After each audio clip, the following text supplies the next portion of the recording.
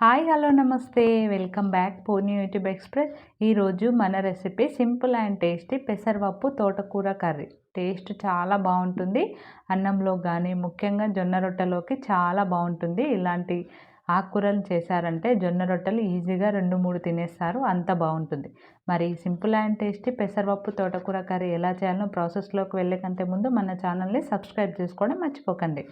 ఇక్కడ నేను 5 తోటకూర కట్టలను తీసుకొని ఇలా ఆకులను ఒలిచి తీసుకున్నాను. వీటిని 2-3 సార్లు శుభ్రంగా కడిగి తీసుకోండి. ఇప్పుడు ఈ ఆకుని చిన్న ముక్కలాగా ఇలా కట్ చేసుకొని తీసుకోండి. ఇప్పుడు ఇందులోకి 15 నిమిషాల ముందుగా 5 టేబుల్ స్పూన్ల పెసరపప్పును నానబెట్టుకొని పెట్టుకోండి. 15 నిమిషాలు నానితే సరిపోతుందండి. ఇలా నానబెట్టుకొని పక్కకు పెట్టుకోండి. ఇప్పుడు స్టవ్ వెలిగించుకొని కడాయి పెట్టుకొని 3 టేబుల్ స్పూన్ల ఆయిల్ని వేసుకోండి.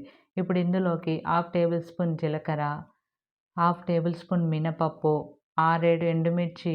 ఇది కొంచెం ఫ్రై అయ్యాక ఇందులోకి ఒక పెద్ద ఉల్లిగడ్డని ఇలా ముక్కలా కట్ చేసుకొని వేసుకోండి. అలాగే 1/2 టేబుల్ స్పూన్ పసుపు వేసుకొని ఒకసారి బాగా కలిపి దీంట్లోకి కొద్దిగా కరివేపాకు కూడా వేసుకొని ఉల్లిగడ్డ ముక్కలు ఫ్రై చేసుకోండి.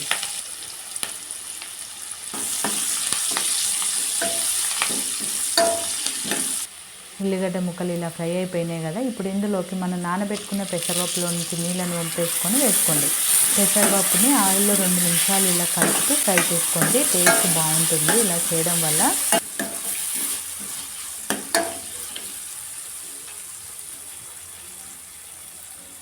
ఇలా 2 నిమిషాలు దీన్ని ఫ్రై చేసుకున్నాక ఇందులోకి మనం కట్ చేసి పెట్టుకున్న తోటకూరని వేసుకోండి.